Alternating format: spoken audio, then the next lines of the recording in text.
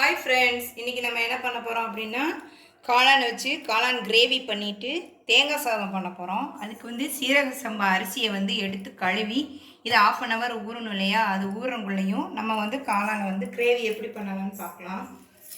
First பார்த்தீங்கன்னா நான் ஒரு பாத்திரத்தை வச்சு ஆயில் ஊற்றிட்டு ஆயில் சூடாயிருச்சு. தாளிக்கிறதுக்கு தேவையானது ஒரு பட்டை, ஒரு 2 கிராம்பு எல்லாம் போட்டுக்கலாம்.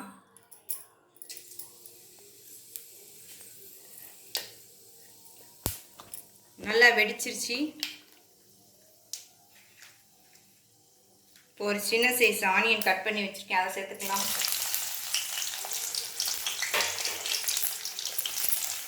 இது நல்லா வதங்கட்டும்.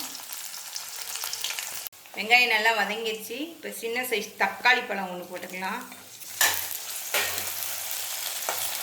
அது நல்லா வதங்கட்டும். அதுக்குள்ளேயும் மசாலா பார்த்தீங்கன்னா தேங்காய் வந்து நல்லா வறுத்து எடுத்து வச்சுருக்கேன். இது பார்த்திங்கன்னா இஞ்சி, பூண்டு, வெங்காயம், தக்காளி இதை வந்து நல்லா வதக்கி எடுத்து வச்சுருக்கேன். இப்போ ரெண்டையும் நம்ம வந்து மிக்சி ஜாரில் போட்டு பேஸ்ட்டாக அரைச்சி எடுத்துகிட்டு வந்துடலாம். இப்போ தக்காளி வந்து நல்லா வதங்கிடுச்சு. அடுத்து பார்த்திங்கன்னா நம்ம அரைச்சி வச்ச தேங்காய், தக்காளி, இஞ்சி, பூண்டு விழுத இதில் வந்து அப்படியே சேர்த்துக்கலாம்.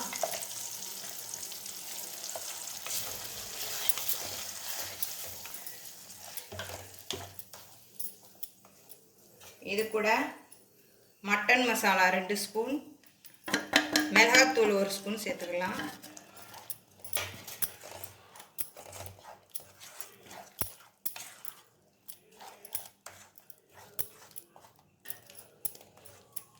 நல்லா கிண்டி விட்டுட்டு தேவையான அளவு உப்பு சேர்த்துக்கலாம்.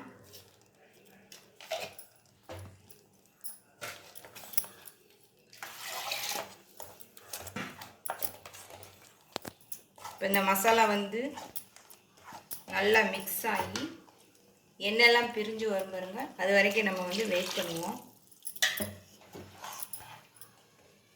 அப்போ தான் கிரேவி வந்து நல்லா டேஸ்ட்டாக இருக்கும். நல்லா கொதிக்கட்டும். கொதிக்கிற வரையும் வெயிட் பண்ணுவோம். அதுக்கப்புறம் காளானை வந்து இதில் சேர்த்துக்கலாம். காளானை வந்து நம்ம டைரெக்டாக கட் பண்ணி அந்த கிரேவியில் போடுறதுக்கு பதிலாக உப்பு, மஞ்சத்தூள், மிளகு இதெல்லாம் போட்டு எண்ணெய் ஊற்றி இப்படி கொஞ்சம் நல்லா வதக்கி போட்டோம்னா காளான் கிரேவி வந்து ரொம்ப டேஸ்ட்டாக இருக்கும். ஒரு 2 நிமிஷம் வதக்கினா போதும். இப்போ வதக்கிட்டு போடலாம். இப்போ கிரேவி வந்து நல்லா கொதித்து வத்திருச்சு. இதில் வந்து நம்ம வதக்கி வச்ச காளானை வந்து சேர்த்துக்கலாம்.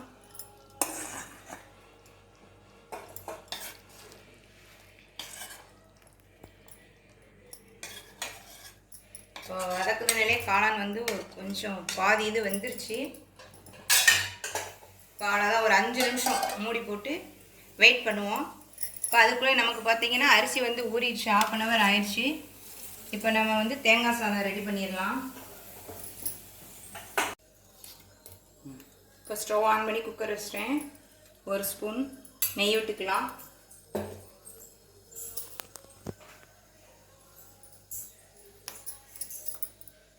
ஒரு 2 ஸ்பூன் ஆயில் விட்டுக்கிறலாம்.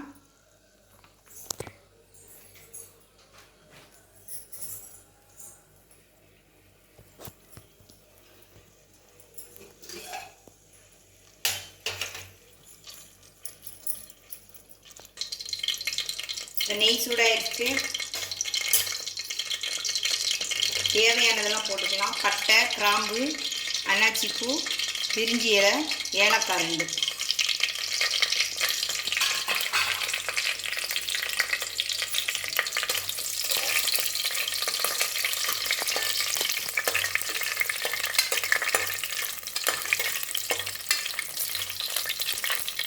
நல்லா நிறம் மாறிடுச்சு. ஒரு சைஸ் பெரிய சைஸ் வெங்காயம் நீல வாக்கில் கட் பண்ணி வச்சுருக்கேன். பச்சை மிளகாய் 3. காரத்துக்கு தேவையான அளவு போட்டுக்கலாம். நம்ம வேறு எதுவும் இதில் சேர்க்க போகிறதில்ல, வெறும் பச்சை மிளகாய் மட்டும்தான் சேர்க்குறோம்.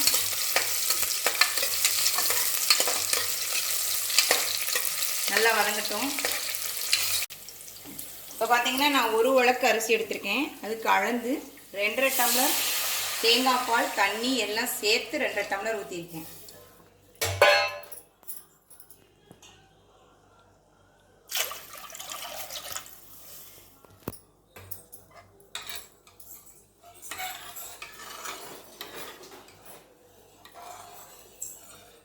சாப்பாட்டுக்கு தேவையான அளவு உப்பு போட்டுடலாம். ஃப்ரெஷ்ஷான புதினா ஒரு கை,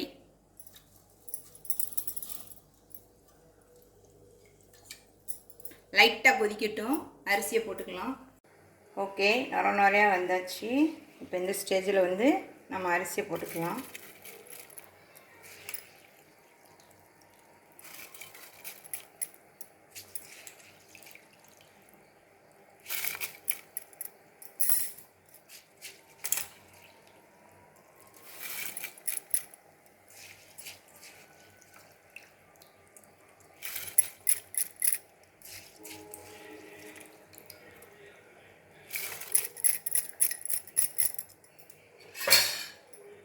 ஒரு கிளறி விட்டுட்டு ஒரே விசில் தான்.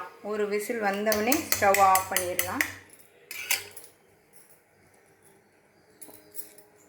ஓகே, இங்கே பார்த்தீங்கன்னா பாருங்கள், கிரேவி வந்து ரெடி ஆயிடுச்சு. அவ்வளோதான். மல்லி இலை இருந்துச்சுன்னா கொஞ்சம் தூவி ஸ்டவ் ஆஃப் பண்ணிடலாம். காளான் கிரேவி ரெடி ஆயிடுச்சு.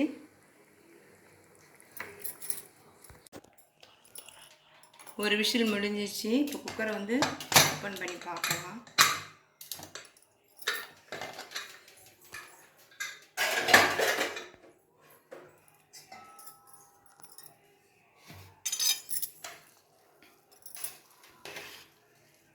நான் ஒரே ஒரு விசில் தான் வச்சேன். சூப்பரான தேங்காய் சாதம் ரெடி ஆயிடுச்சு. கொலையில நல்லா உதிரியாக தான் இருக்குது.